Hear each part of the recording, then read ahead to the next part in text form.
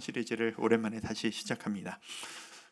제가 교회 개척하고 이제 한 1년 반 정도가 벌써 지나갔죠. 2년이 가까워져 가는 그런 타이밍이 오고 있는데, 교회를 개척한 이후에 저에게 무의식적으로 생겨버린 습관이 하나가 있습니다.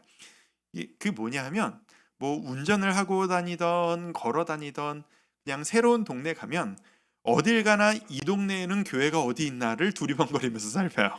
이게 저도 모르게 그 습관이 생겨져 버린 거예요. 우리나라가 참 대단한 나라여서, 참 여러모로 대단한 나라인데, 우리나라는. 근데 또 어떤 의미로 대단하냐 하면, 어디를 가든 교회가 있는 게 우리나라입니다. 사람이 있고 모여 살면 그 동네는 항상 교회가 있어요. 그리고 특히나 도심 한가운데 뭐 사람들이 많이 살고 있고 집이 많이 있는 그런 데로 들어가 보면, 그냥 한 자리에 서서도 이쪽을 봐도 교회, 저쪽을 봐도 교회, 뒤를 봐도 교회가 있는 게 우리나라입니다. 제가 그 2년 전 이맘때쯤이에요. 벌써 2년이 됐네요.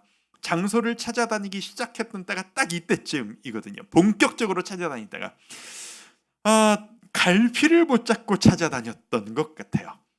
그때를 생각해 보면 정말 암담하고 불안했어요. 지금이야 이렇게 편안하게 이렇게 좋은 공간에서 여러분들과 매주 안정적으로 예배드릴 수 있다는 게 얼마나 감사한 일인지 모르겠는데, 그때는 정말 불안했어요. 왜냐하면 어디서 예배해야 될까요, 하나님?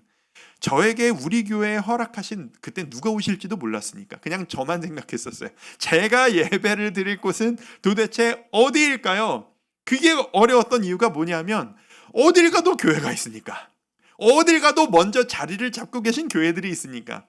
일만성도 파송운동의 정신을 가지고 교회를 시작하는데, 이미 교회가 잘 자리 잡고 있는 동네에 비집고 들어가서 밀어내고 뺏어오고 이러면 안 되지 않겠습니까? 그래서 그게 너무 힘든 거예요. 깨달았죠. 우리나라에 정말 교회가 많구나. 너무나도 많구나. 빈틈이 없구나.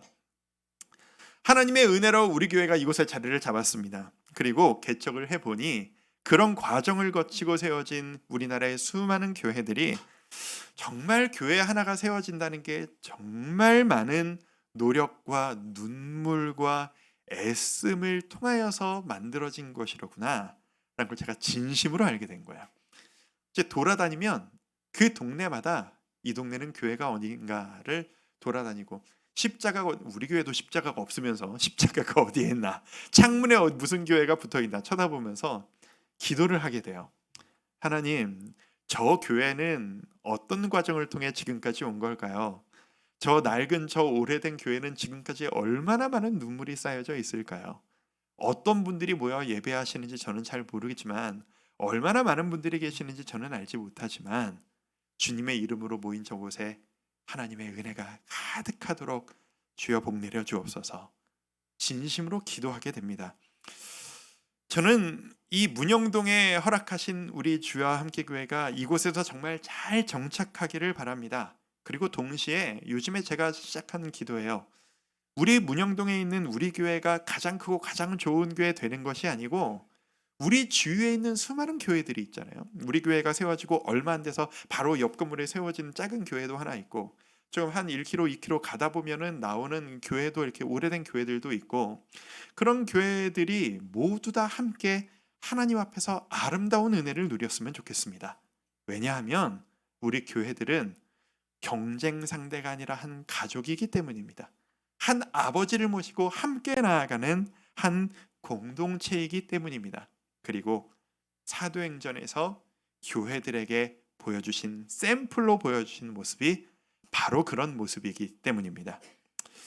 사도행전을 다시 묵상하기 시작했습니다. 이번 주 일주일 동안 사도행전을 깊이 읽고 묵상하다 보니 다시 교회에 대한 생각이 참 많아집니다. 교회가 이런 곳이어야 되는구나. 교회의 모범은 이런 것이로구나. 그리고 그 알아가고 묵상하는 과정이 얼마나 저에게는 즐겁고 도전이 되는지 모르겠습니다.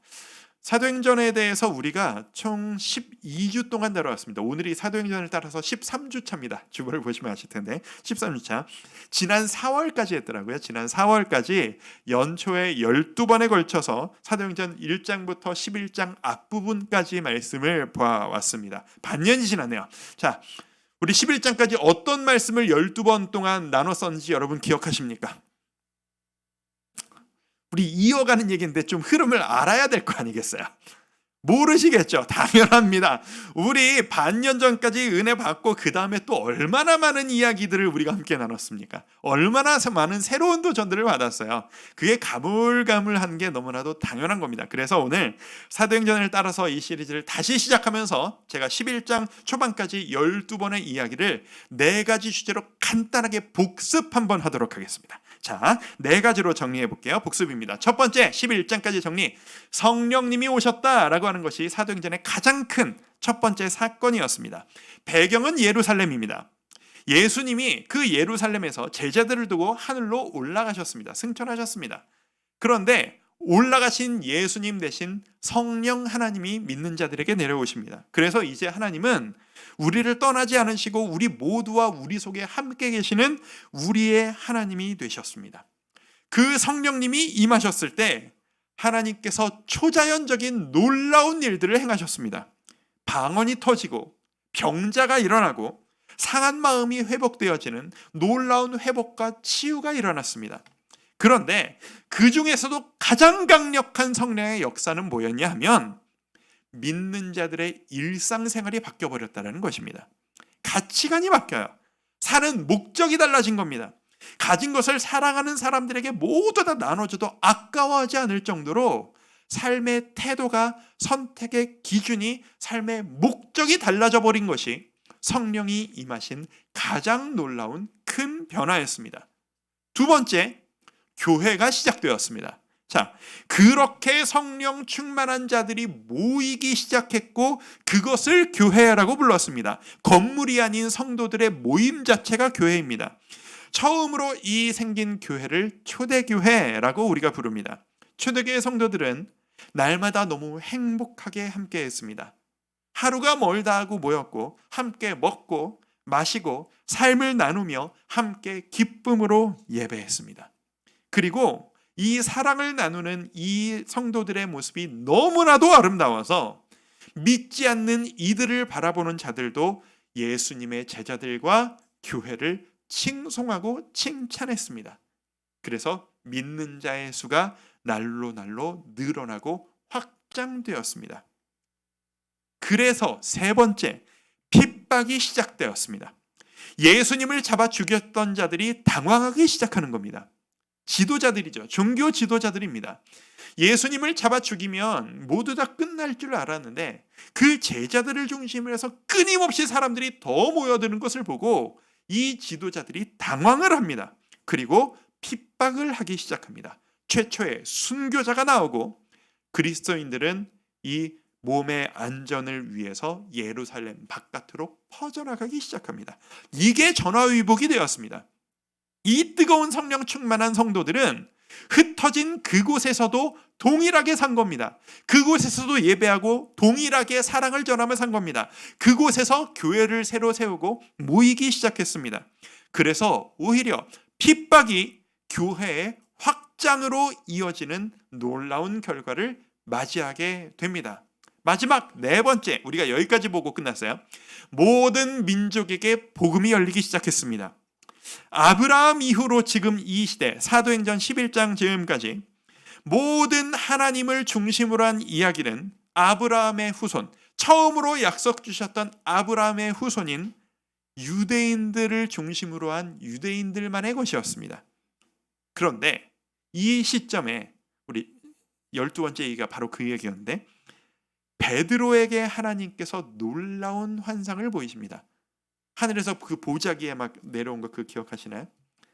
하나님께서 말씀하시길 내가 깨끗하다 한 것을 네가 속되다라고 평가하지 말아라 라는 말씀과 함께 고넬료의 가정, 이방인의 가정에 보내셔서 유대인이 아닌 아브라함 후손이 아닌 그 어떤 민족에게도 성령님은 임하실 수 있다.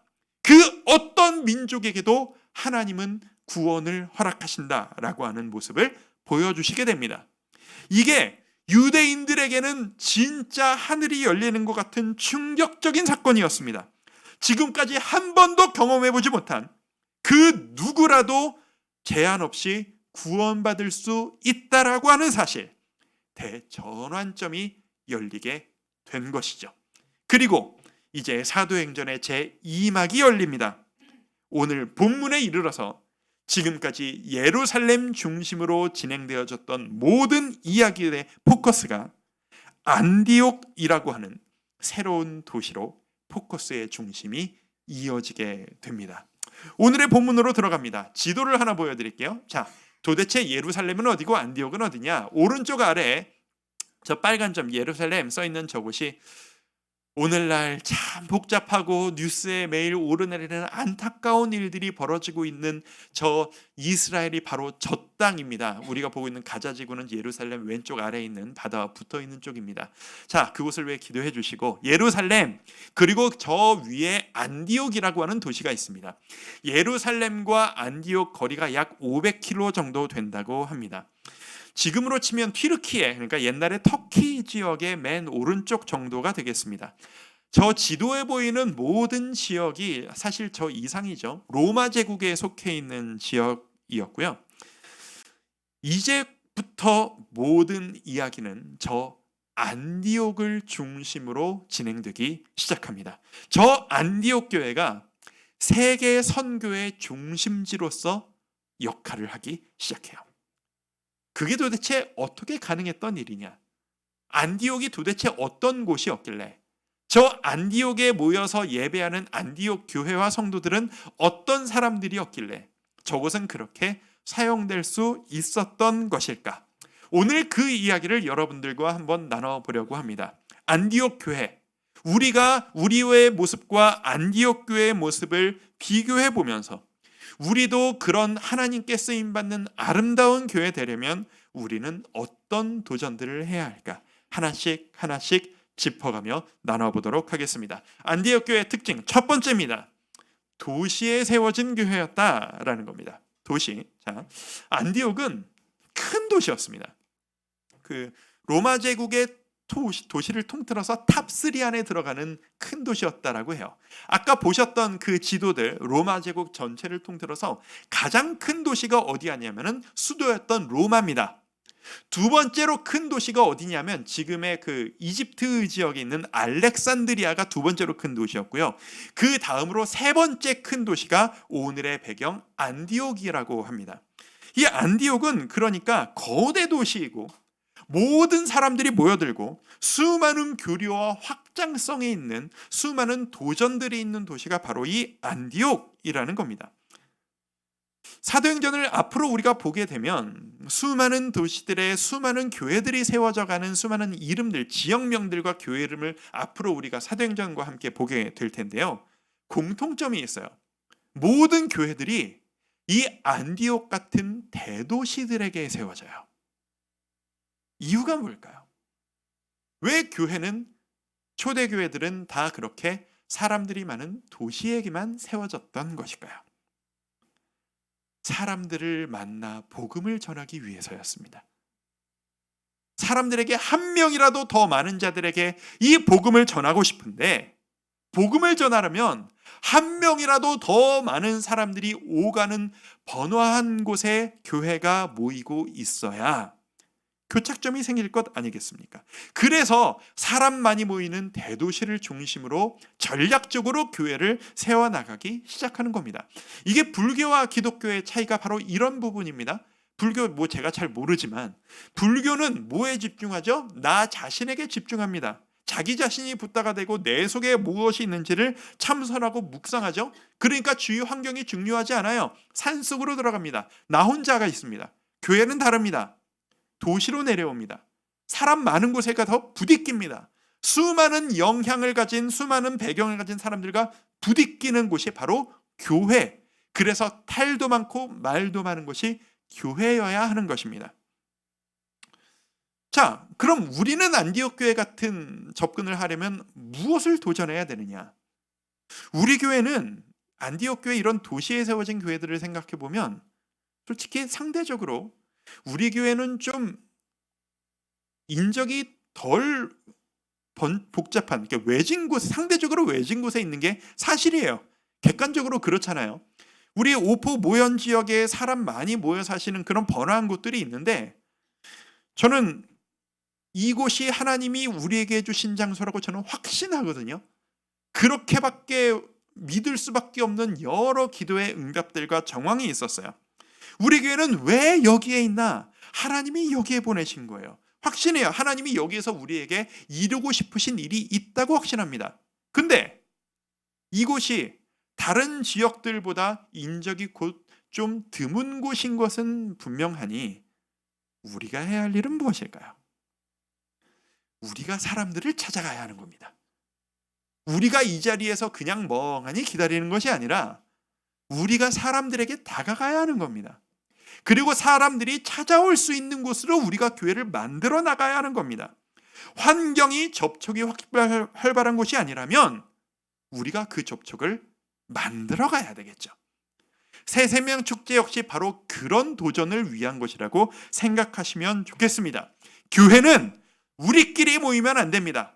바깥 사람들과 끊임없는 접촉이 있어야만 합니다. 그래야 우리는 성경적인 건강한 교회가 될 수 있습니다. 안디옥 교회의 특징 첫 번째, 도시에 세워졌다. 두 번째입니다. 이방인들이 중심이 된 교회였다라는 겁니다. 예루살렘에서 핍박을 통해 이 안디옥까지 왔습니다. 그리고 그 유대인들이 이 안디옥에서도 복음을 전하는데 이 사람들은 아무런 고민이 없이 자연스럽게 늘 그랬듯이 안디옥에 있는 유대인들에게만 복음을 전합니다. 이게 부딪히지 않는 거예요. 자연스러운 거예요. 늘 그래왔으니까. 그런데 이 안디옥 교회는 새로 모인 공동체입니다. 다양한 출신지 다양한 배경을 가진 사람들이 모여 있었어요. 모든 사람들이 예루살렘에서 온 유대인들 같이 유대인들에게만 전해야 돼라고 하는 고정관념과 편견이 없었어요. 그러니까 만나는 사람마다 그냥 복음을 막 전하기 시작합니다. 그래서 헬라인, 그러니까 유대인이 아닌 그리스의 영향을 받은 로마인들을 생각하시면 되겠습니다. 이 헬라인들에게 복음을 전하기 시작합니다. 11장 20절입니다. 같이 한번 읽어보도록 할까요? 그 중에 시작. 그 중에 구브로와 구레네 몇 사람이 안디옥에 이르러 헬라인에게도 말하여 주 예수를 전파하니. 저기 보면 구브로, 구레네 지역을 의미합니다. 저 지역에서 온 몇 사람들이 거침없이 그냥 막 복음을 전하는 거예요. 그런데 헬라인에게도 전하는 거예요. 처음에는 그 사람은 좀 이랬겠죠. 근데 복음이 전해지자 하나님이 헬라인들에게 은혜를 부어주시는 겁니다. 사람들이 엄청난 헬라인들이 이 안디옥 교회로 몰려들기 시작하는 겁니다. 그래서 이 새로 만들어진 구성원들로 가득한 이 안디옥 교회는 먼저 믿은 유대인들의 텃세가 있을 수가 없었습니다. 민족을 불문하고 모든 사람이 주체가 되어서 함께 섬겨야만 했던 교회, 그게 바로 이 안디옥 교회였다는 겁니다. 저는 이번 주에 사도행전 11장을 묵상하면서 소망이 생겼습니다. 우리 교회가 진짜 안디옥 교회 같이 사용되어졌으면 좋겠다. 이 부분에서 우리 교회가 도전할 것은 무엇일까요? 자, 평소에 안 하던 이야기를 잠깐 하겠습니다. 우리 교회는 태생적으로 분당 우리 교회에서 분립되어져서 시작된 교회입니다. 그리고 분당 우리 교회의 목회적 색깔을 그대로 이어받았고 우리 현재까지 주축이 되고 있는 순장님들도 분당 우리 교회에서 훈련을 받고 함께 이어져 오셨던 분들입니다. 그게 사실입니다. 자, 이것을 인정하고 여러분 이미 모두 다 극복하고 계심을 알고 있고 이 문제를 가지고 요즘에 저에게 말씀하시는 분이 없는 걸로 보아 여러분들이 이것을 잘 해결하시고 힘들어하지 않고 계신다고 저는 믿습니다만 높아심의 주제가 나온 김에 한 번 더 점검합니다. 혹여나 여러분들 중에 내가 분당 우리 교회 출신이냐 아니면은 다른 곳에서 신앙생활하다 오신 분이냐 혹은 처음으로 교회에 왔다라는 분이냐에 대한 구분이 우리 안에서 있어서는 절대로 안 됩니다. 이해하기 위해서 말을 쉽게 하기 위해서 어디에서 하다 왔다라는 이야기를 할 수는 있으나 혹여나 만에 하나라도 지금부터 중요한 역할을 교회에서 하는 사람을 이왕이면 분당우리교회 출신으로 뽑읍시다 라거나, 나는 다른 교회에서 이러다 와서 좀 색깔이 달라서 아직은 좀 봉사하기는 좀 그렇습니다, 아직은 조금 기다리고 양보할게요, 이런 생각 철저하게 내려놓는 우리가 되기를 바랍니다. 안디옥 교회 같은 우리 교회가 됩시다. 뭐가 문제입니까? 하나님을 섬겼는데, 어디에서 믿음 생활을 시작했건 그게 왜 우리의 구분점이 되어야만 합니까? 어디에서 왔나? 라는 주제가 관심 이야기거리도 못 받는 교회, 새로 오신 분들이 활기차게 일하실 수 있는 교회, 그게 바로 우리 주와 함께 교회가 되기를 진심으로 바랍니다. 약속해 주시리라 믿습니다. 우리 함께 그렇게 나아가시죠. 두 번째, 이방인들이 중심이 되었기에 모두가 함께 주인의식을 가졌던 교회. 세 번째입니다. 안디옥 교회, 고정관념이 없기에 본질에만 집중한 교회가 되었었다라는 겁니다. 안디옥 교회는 아까 말씀드린 것처럼 새로 모인 교회였기에 고정관념이라는 게 없습니다. 모든 게 처음이니까 교회는 이래야 되는 거 아니야? 라고 하는 생각 자체가 존재하지를 않는 겁니다. 예수님이 뭐라고 하셨어? 거기에만 집중할 수 있었던 겁니다. 꼭 하지 않았던 문제에 대한 부담감과 눌림이 전혀 없고, 거기에 대해 뭐라고 하는 사람도 없습니다. 가장 중요한 한 가지에만 집중합니다. 그 한 가지가 뭔가요? 말씀을 가르치고 배우는 일입니다. 25절 26절을 제가 한번 읽어드릴게요. 바나바가 사울을 찾으러 다소에 가서 만남에 안디옥에 데리고 와서 둘이 교회에 1년간 모여있어 큰 무리를 가르쳤고, 자, 바나바가 이제 예루살렘 교회에 있다가 안디옥 교회로 파송을 받은 거예요. 그리고 이 안디옥 교회를 이끌기 시작합니다. 그런데 이 바나바도 내가 혼자 이 교회를 이끌겠다라고 하지 않습니다. 그 근처 옆 동네였던 다소라는 지역에 사울의 고향이에요. 나중에 바울이 되는 사울입니다. 자신의 고향에서 자중하고 있었던 사울을 끄집어냅니다. 그리고 나와 같이 이곳에서 일하자. 바나바와 사울이, 바울이 되는 사울이 함께 이 안디옥 교회를 섬기고 이끕니다. 어떤 모양으로요? 말씀을 가르칩니다. 대그룹으로 성경 강의를 합니다. 1년 내내 이 교회가 말씀으로 무장되어지고 이 교회는 배우고 실천하는 교회가 됩니다. 우리 교회가 안디옥 교회의 길을 따라가기 위해 노력해야 될 것, 성도 여러분, 성경 읽으셔야 합니다. 말씀 묵상하셔야 합니다. 여러분의 신앙생활을 이 주일 예배 한 번으로 너무 크게 기대시면 안 됩니다.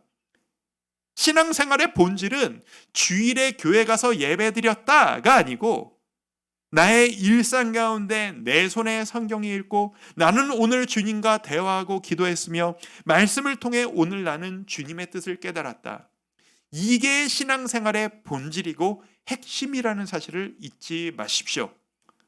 여러분에게 한 번 더 약속드립니다. 이 학기를 시작하면서 작년 교육 커리큘럼 여러분에게 말씀드린 이유가 바로 여기에 있습니다. 타협할 수 없는 본질이기 때문입니다. 곧 시작합니다. 조만간 시작합니다. 이제 그 새생명주치 끝나면 이제 커리큘럼 강의 이렇게 시작하니까 모이십시오 라고 이렇게 제가 광고를 드릴 테니까 많이들 모이셨으면 좋겠습니다. 함께 말씀을 읽어나가고 알아가는 가장 중요한 본질에 집중하는 우리 교회 될 수 있기를 소망합니다. 이제부터 조금 더 깊은 이야기로 들어갑니다. 네 번째입니다. 안디옥 교회와 주위의 모든 교회들이 경쟁하지 않았다라는 겁니다. 함께 성장했다라는 겁니다. 바나바 이야기를 좀 하고 싶어요. 예루살렘 교회가 바나바를 안디옥 교회에다가 보냅니다. 근데 이 바나바가 어떤 사람이었냐 하면 초대교회가 예루살렘에서 처음 올라갈 때 결정적인 역할을 했던 지도자들의 한 명, 지도자 중에 한 명입니다. 총 리더 중에 한 명이에요. 그런데 생각해보면 이상한 일 아닙니까? 교회의 그 중요한 리더를 다른 교회에 보내다뇨. 오늘날 우리 한국교회 잘 안 일어나는 일 아닙니까? 어떻게 그 일이 가능했을까요? 근데 더 재밌는 게 뭔지 아세요? 이 시간이 지난 이후에 이 안디옥 교회에서 바나바와 사울이 교회를 섬기고 있다가 후에 예루살렘 교회에 커다란 기근이 임했다라는 소식을 들어요. 이 예루살렘 교회가 힘들다라고 하니까 이 안디옥 교회 성도들이 말씀으로 무장됐잖아요. 배운 대로 실천하는 겁니다. 무리해서 힘을 다해서, 성경에 보면 힘을 써서 모았다라고 돼 있어요. 가진 것을 다 긁어 모아 재정을 모읍니다. 그리고 그 재정을 예루살렘에 후원하는데 그냥 보내는 게 아니고 사람을 보냅니다. 누구를? 자신들 교회의 지도자인 바나바와 사울을 이 헌금과 함께 예루살렘으로 같이 보내드립니다. 이게 그냥 자연스럽게 생각했는데 지금이라고 생각하니까 생각할수록 이게 희한하고 이상한 일인 거예요. 여러분 생각해 보세요. 우리 교회가 주와 함께 교회 우리 다른 교회의 어려움에 대해서 소식을 들었습니다. 우리 선교헌금하고 우리 헌금은 할 수 있어요. 우리 지금 많이 하고 있잖아요. 선교헌금을 모읍시다. 그리고 그 교회를 후원합시다. 할 수 있죠. 근데 만약 제가 여러분한테 이렇게 말씀드린다고 생각해 보세요. 제가 그 교회를 돕기 위해서 이 헌금과 함께 3년 동안만 그 교회에서 사역하다가 오겠습니다. 여러분 이곳에서 예배 잘 들으시고 신앙 성장하고 오십시오 라고 말씀드린다고 생각해 보시죠. 여러분 마음이 어떨 것 같으세요? 왜 우리를 버리고 가십니까? 뭐 이런 말씀하시는 분 있으실걸요? 제가 이 교회를 어떻게 찾았는데, 얼마나 큰 마음 먹고 이곳에 자리 잡았는데, 이렇게 생각하실걸요? 왜냐하면 우리는 지금 목사에게 지나치게 집중하는 교회가 되어져 버리고 있기 때문입니다. 이런 얘기들도 해요. 사실 우리가 이런 식으로 해요. 보낼 수 있죠. 파송할 수 있습니다. 그런데 목사님은 우리가 예배가 살아야 되니까, 일단 우리가 살고 봐야 되니까 목사님은 여기 계시고 중요한 일꾼들 좀 있은 다음에, 이런 비교가 좀 그렇지만 그 다음 되신 분들을 좀 파송해 드리죠. 이게 우리가 일반적으로 하는 접근 아니겠습니까? 초대교회는 아니었던 겁니다. 초대교회가 신기해요. 그 담임 목회자들 같은, 지금으로 치면 담임 목사들이 한 자리에 오래들을 안 있어요. 여기 갔다 저기 갔다 왔다 갔다 합니다. 바울이 이 교회를 개척해놓고 1, 2년 있다가 다른 교회를 가서 또 개척을 해놓고 또 다른 교회로 갑니다. 이게 자연스러울 수 있었던 이유가 뭘까요? 교회의 중심이 앞에 선 지도자가 아니라 여러분들 같은 평신도들이었기 때문입니다. 지도자가 없으면 안타깝고 보고 싶지만 신앙생활에 문제가 없었던 겁니다. 제가 늘 이야기하는 제자훈련의 정신, 제자훈련의 목적, 그게 바로 이것 아니겠습니까? 평신도가 주체가 되는 교회. 초대교회 성도들은, 모든 교회들은 경쟁하지 않았습니다. 우리의 사역자, 우리의 리더를 기쁘게 보내주고 물질도 후원할 정도로, 우리 교회가 더 앞서가나 너희 교회가 앞서가나 우리가 뭐가 부족해서 저들보다 뒤처졌나 계산하고 따지지 않았습니다. 왜요? 우리 교회가 니네 교회고 니네 교회가 우리 교회인 거예요. 우리 모두 한 아버지를 모신 한 동력자였던 거예요. 그게 바로 초대교회였던 겁니다. 이 사실을 묵상하면서 제가 참 정말 감사한 마음을 많이 가졌습니다. 왜냐하면 우리도 이것을 이루려고 지금까지 이렇게 아둥바둥 해온 것이로구나 라는 걸 제가 깨달았기 때문이에요. 제가 분당 우리 교회 출신 뭐 이런 걸 얘기하지 말자고 했는데, 이게 목회적 관점을 이야기하는 거니까 분당 우리 교회 얘기를 오늘 또 몇 번 합니다. 이해하고 들어주십시오. 분립한 29개 교회가 있습니다. 분립한 과정이 생각해보면 분당 우리 교회에서 우리 교회만 해도 딱 그래요. 이게 단적으로 얘기할 수 있어요. 오포 모현 지역에서 제일 좋은 지도자 일꾼들이 우리 교회로 다 오셨어요. 분당 우리 교회를 떠나서. 그래서 제가 이 개척 초반이 얼마나 수월하고 얼마나 큰 힘이 됐는지 몰라요. 분당 우리 교회가 어떻게 그렇게 그 중요한 최고 일꾼들을 다 보낼 수 있었던 걸까요? 담임 목사님과 함께 사역하던 모든 교구 사역자들을 다 보낼 수 있었던 이유가 뭘까요? 그게 성경적인 것이라는 것을 확신했기 때문입니다. 그 혜택을 본 교회가 바로 우리 주함께 교회인 것입니다. 분립한 29개 교회, 이번 주에도 종종 만나고 이번 주에도 노회가 있어서 만나서 식사하고 교제하고 많은 이야기를 나눴는데요. 재밌습니다. 모이면 서로 눈치가 너무 궁금해해요. 서로를. 뭐가 궁금해할까요? 눈빛만 봐도 알아요. 그래서 니네 교회는 도대체 몇 명이 모이는 거냐? 뭐가 어떻게 돌아가는 거냐? 잘 되는 거냐? 안 되는 거냐? 무슨 프로그램이 돌아가고 있는 거냐? 너무 궁금해해요. 왜요? 인간적인 비교의식이 올라올 수밖에 없는 게 우리들이니까요. 자꾸 거기는 예배를 몇 번 드리지? 몇 명이 모인 거지? 재정 상태가 어떻게 되는 거지? 비교하고 점검하고 물어보고 싶은 충동이 막 올라옵니다. 인간적으로 당연한 거 아니겠습니까? 재밌는 게 뭔지 아세요? 아무도 안 물어봐요. 이거 정말이에요. 정말 모르겠어요. 그냥 진짜 친한 목사님들끼리 개인적으로는 비교하려고 아니라 그냥 편하게 얘기할 수는 있겠죠. 근데 3명 이상의 목사가 모인 공적인 자리에서 진짜로 단 한 번도 서로 몇 명이야 어디가 먼저 가고 있어 들어본 적이 없어요. 왜일까요? 저희가 배운 대로 하는 거예요. 저희가 훈련대로 실천하려고 아둥바둥 하는 겁니다. 저희의 29개 교회 담임 목사들의 자랑스러운 문화입니다. 자랑스러운 저희의 자존심이에요. 우리끼리 비교하지 않겠다라는 겁니다. 대신에 무슨 얘기 하는지 아세요? 우리 교회에서 이번에 이런 기도회를 하고 이런 행사를 이런 내용으로 했는데 너무 은혜가 있고 너무 좋았다. 그러니까 옆에 교회에서 그 어떤 내용 가지고 했냐? 자료 좀 줄 수 있냐? 얼마든지 줄게. 다 갖다 줍니다. 가서 강의를 해주기도 합니다. 도와주기도 하는 게 저희 29개의 교회들의 동력자된 마음입니다. 얼마나 기쁘고 감사한지 모르겠습니다. 배우려고 배운 대로 행하려고 아둥바둥 애쓰고 있습니다. 동일한 마음으로 여러분들에게도 부탁드리고 싶습니다. 분당구례교회 출신 성도 여러분, 자꾸 언급해서 죄송합니다.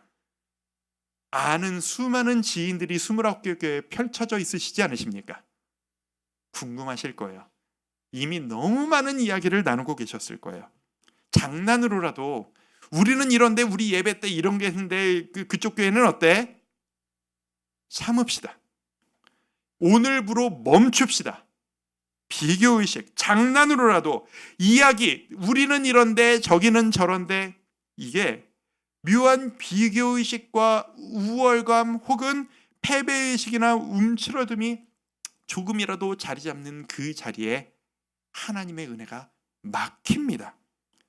누가 얼마나 더 잘하느냐를 따지는 게 무슨 의미가 있겠어요? 환경이 다르고 성도들이 다르고 분위기가 다른데 우리는 한 가족이고 한 교회인 겁니다. 그리고 제가 최근에 기도하기 시작한 것들이 있습니다. 이 지역의 교회들을 위해 기도하기 시작했습니다. 성도 여러분, 앞으로 기도해 주실 때 우리 분당우리 교회를 포함한 29개 교회 총 30개 교회를 위해 함께 기도해 주십시오. 더하기 우리 문영동 주위 기반으로 한 우리 교회의 수많은 교회들, 우리 마음으로 품고 그 교회를 위해 축복하며 기도하는 우리가 될 수 있었으면 좋겠습니다. 우리는 이렇게 모인다. 우리는 1년 반 만에 이렇게 되고 있다. 아무런 의미 없는 생각들입니다. 하나님 안의 모든 가족들은 함께 건강하게 성장해야만 합니다. 우리가 어떻게 이 지역 교회들과 함께 성장하며 은혜를 누릴 수 있을까요? 만약에 우리가 할 수 있는 게 있다면 우리가 그 교회들을 위해 무슨 역할을 할 수 있을까요? 우리의 교회 기도 제목이 되기를 바랍니다. 지금까지 이야기들은 제가 교회를 섬기는 목사로서 좀 도와드릴 수 있는 문제들이었습니다. 네, 마지막 5번째 이 문제, 이것은 제가 도와드릴 수가 없는 문제입니다. 결정적인 문제입니다. 안디옥 5번째 안디옥 교회의 특징, 함께 한번 읽어볼까요? 시작. 예수 믿는 티가 나는 성도들이었다라는 겁니다. 예수 믿는 티가 나는 성도들, 이 안디옥 교회에 몰려드는 이 헬라인들을 중심으로 한 이 이방인 성도들이 변화되기 시작한 거예요. 바나바와 사울이 말씀을 가르치는데 그 말씀을 듣고 사람들이 변화됩니다. 누가 봐도 쟤들은 교회 다니는 사람인가 보네, 저 그리스도 믿는 사람들이 있다더니 저 사람이 그 사람인가 보네 라는 티가 납니다. 아무리 봐도 사는 모습이 다른 거예요. 화내야 할 때 참는 모습이 보이고, 자기의 종, 노예가 있는데 노예를 자기의 겸상을 하면서 먹은 것을 함께 나눠 먹을 수 있는 신분의식에 뛰어넘는 의식이 있고, 남을 위해 자기의 것을 내놓을 수 있는 양보의 마음이 있고, 믿음을 지키기 위해서라면 자신의 권리 그 어떤 것도 포기할 수 있는 과감함이 이 안디옥 교회에 모인 성도들의 삶의 모습이 되어지기 시작했다는 거예요. 그 모습이 너무나도 믿지 않는 일반 사람들과 달라서 교회 밖의 사람들이 안디옥 교회 성도들을 이르러서 호칭을 붙여줬습니다. 최초로 이 호칭이 등장합니다. 무엇이라고요? 쟤들은 그리스도를 믿는 사람들이야. 요즘 우리의 뉘앙스로 치면 쟤들은 예수쟁이들이야 라는 의미로 그리스도인이라는 호칭이 등장합니다. 최초로 성경에 등장한 호칭입니다. 11장 26절 같이 한번 읽어봅니다. 시작. 교회에 1년간 모여있어 큰 무리를 가르쳤고 제자들이 안디옥에서 비로소 그리스도인이라 일컬음을 받게 되었더라. 비로소 그리스도인이라 일컬음을 받았다. 쟤들은 예수쟁이들이야 라는 그 약간 복잡한 의미의 호칭을 이 그리스도인들, 안디옥 교인들은 자신들의 호칭으로 흡수해버립니다. 그래, 우리 예수쟁이들이야. 우리는 예수님 외에 그 어떤 것도 생각할 수 없는 하나님의 자녀들이야. 이것이 그들의 정체성이 되었다라는 겁니다.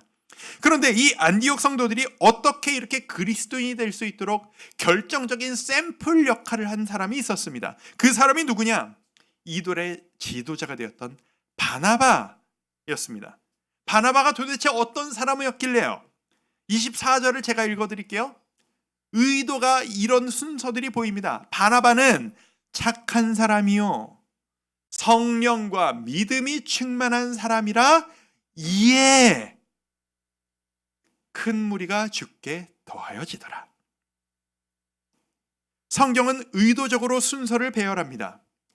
바나바가 착한 성품을 가지고 모범적인 삶을 살아가는 사람이었는데 그 지도자의 모습을 보고 성도들이 몰려들기 시작했으며 그 몰려든 성도들이 바나바를 따라서 삶이 변화되어지니 모든 사람들이 그들을 일컬어 그리스도인이라. 여러분, 추천도서 2권 중에 한 권 들고 나왔는데 1세기 교회 예배 이야기, 저기 앞에 서점에 제가 비치를 해놨어요. 읽어보신 분 있으신가요? 읽어보신 분들 분명히 반 정도는 이게 뭐야? 하셨을 거예요. 이 내용이 기대했던 내용이 안 나오실걸요? 예배 이야기인데 이게 뭔 예배야? 싶으실걸요? 오히려 다락방과 비슷합니다. 예배 시작합니다. 땡! 이런 것도 없어요. 오고 싶을 때 와요. 막 늦기도 해요. 와서 말싸움해요. 와서 막 먹어요. 먹고 갑자기 누가 일어나서 막 너 노래해봐라 막 노래해요. 그리고 막 논쟁 벌이다가 간증하다 기도하다가 우리 다음에 또 모입시다 흩어져요. 이 예배에 이게 그냥 만든 이야기가 아니고 진짜 초대교회 성도들의 예배가 이랬다라는 이 빌립보 지역을 기반으로 한 이 역사적 자료로 쓴 반소설이거든요. 이게 초대교회의 모습이었던 거예요. 이 소설에 등장하는 주인공이 이 교회에 내가 정착을 할까 말까의 기준이 뭐 담임 목사가 있지도 않거니와 그 사람이 어떤 메시지를 전하느냐가 아니에요. 이 책에 보면은 하다가 졸리기도 하고 막 이랬단 막 이런 얘기가 나와요. 관건이 뭔지 아세요? 예배하는 사람들이 어떤 모습으로 모여 있었느냐가 중점이에요. 이 초대교회 사람들은 누가 어떤 설교를 했느냐를 보고 모인 게 아니라 모여있는 사람들이 어떤 성품의 어떤 사람들인 거야 를 보고 모여들었다라는 거예요. 우리 그 모범을 따라갈 수 있었으면 좋겠습니다. 성도 여러분, 오늘의 마지막 권면입니다. 우리 그리스도인답게 삽시다. 예배 열심히 드리는 것 말고는 봐줄 게 없는 그런 인생 말고 우리의 일상이 그리스도인답게 살아가는 삶 살았으면 좋겠습니다. 예수 믿는 자는 뭔가 좀 다르게 살아간다는 것을 보여줬으면 좋겠습니다. 이게 실제로 우리에게 일어나고 있는 일인 게, 여러분들은 모르시겠습니다만 저는 매주 우리 교회 처음 등록하신 분들을 만나 뵙잖아요. 가정을 찾아가서 신방을 하고 방문을 하고 어떻게 우리 교회에 오시게 됐는지 이야기를 듣습니다.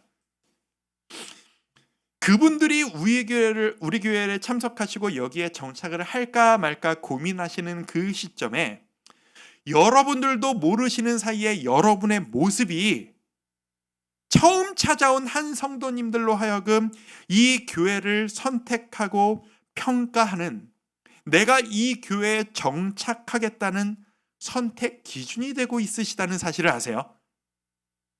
저는 그 얘기를 매주 듣고 있는 거예요. 아니, 이 교회는 성도님들이 표정들이 참 밝으세요. 제가 왔는데 바나바 새가족부 여러분들이 저를 너무 반가워해 주셔서 그 따뜻함에 저희가 힘을 얻어요. 제가 매주 듣고 있는 이야기예요. 이번 주에 등록 신방 간 가정에서도 이런 말씀을 해주시더라고요. 주안께 교회에 왔더니 예배를 드리다가 한번 옆을 이렇게 훑어봤는데 어떻게 예배 드리는 분들의 눈빛이 그렇게 초롱초롱하고, 갑자기 눈이 번쩍 떠지시죠? 예배 몰입도가 이렇게 좋은 거가 놀랍다라는 거예요.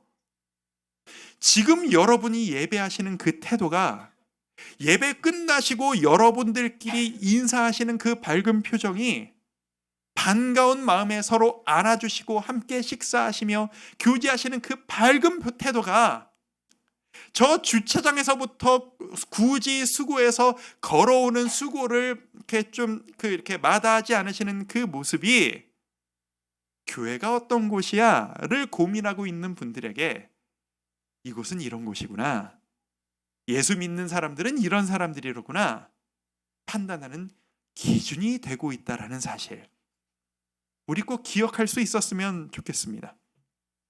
교회의 이름이 무엇이냐 보다, 교회가 어디에 세워졌느냐 보다, 교회 환경이 어떻고 비가 새서 막 천장이 뚫리고 이런 것보다 따뜻하게 말 걸어주시는 여러분의 모습, 우리의 행복한 그 온유한 모습이 주와 함께 교회는 이런 교회로구나 판단하는 기준이 될 수 있을 것이라는 이야기입니다.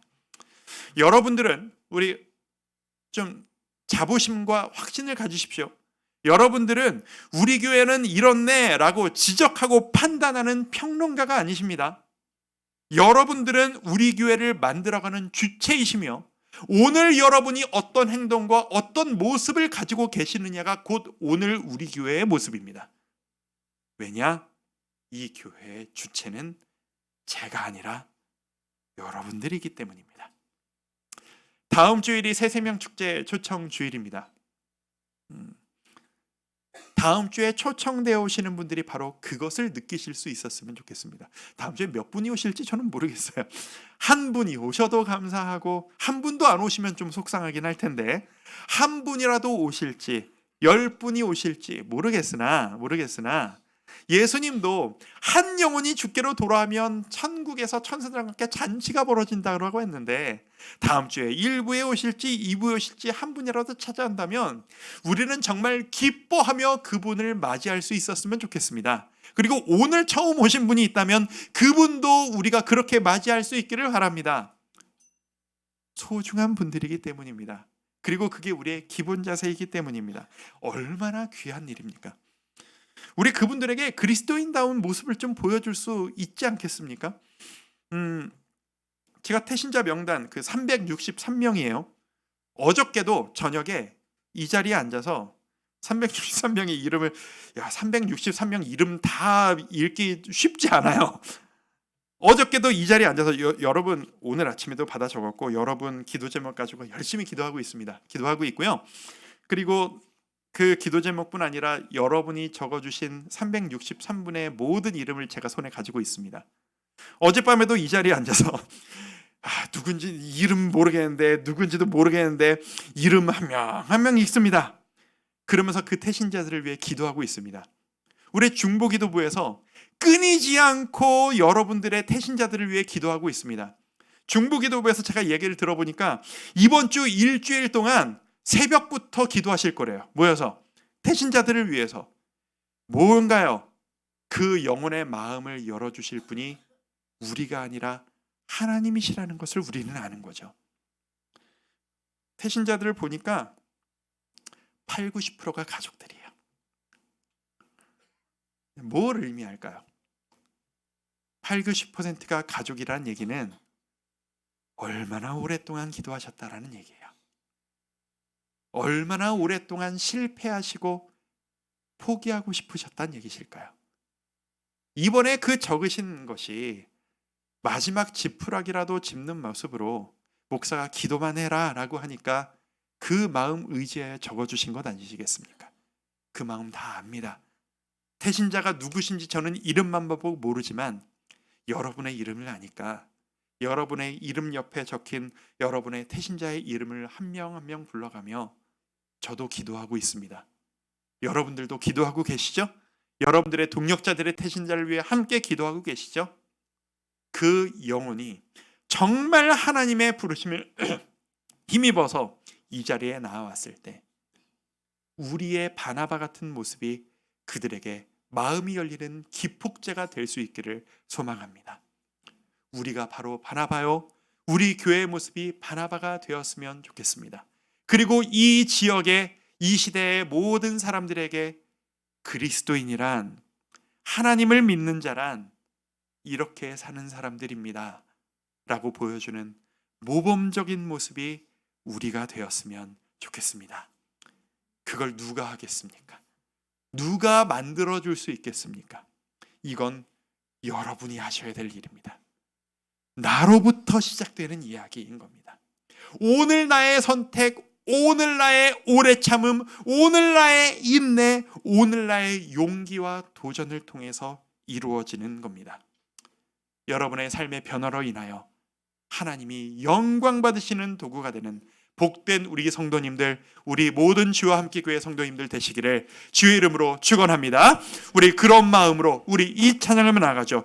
나로부터 시작되리 주의 꿈을 안고 일어나리라.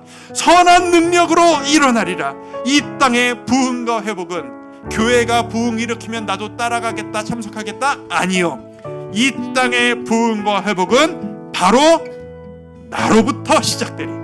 힘차게 이 찬양하면서 기도하며 나가길 원합니다. 우리 이제 박수 치면서 찬양할까요? 저 높은 하늘 위로 밝은 태양 떠오르듯이, 저 높은 하늘 위로 밝은 태양 떠오르듯이, 난 주저앉지 않으니 주저앉지 않으니, 어떤 어려움에도 주의 길을 선택하리. 빛 가운데로 걸으리.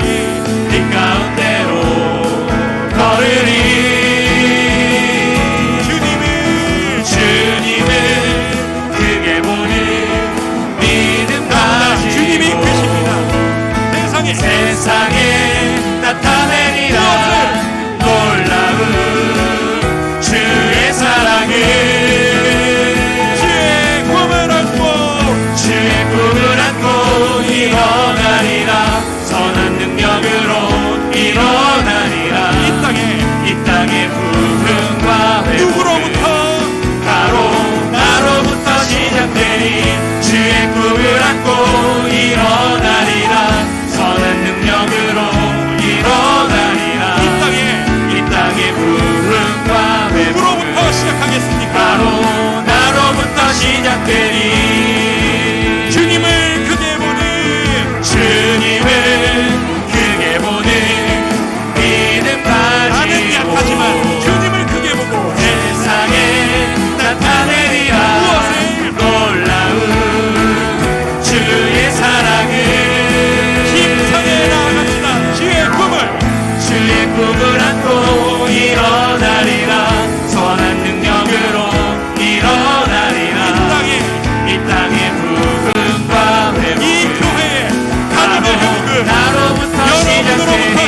주의 일어납니다. 꿈을 안고 일어나리라.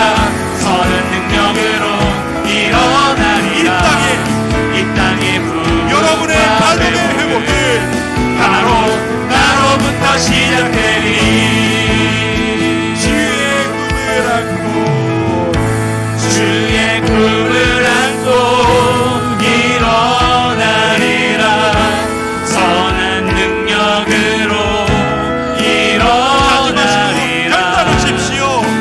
이 땅의 부흥과 큰 이야기 할 필요 없습니다. 무엇부터? 바로 나로부터 시작되리. 우리 마음 모아 기도하겠습니다. 우리 이렇게 기도하시죠. 주님, 제가 바라받기를 원합니다. 제가 먼저 주님 앞에 나아가기를 원합니다. 저를 통하여 우리 가정의 변화를 일으켜 주시옵소서.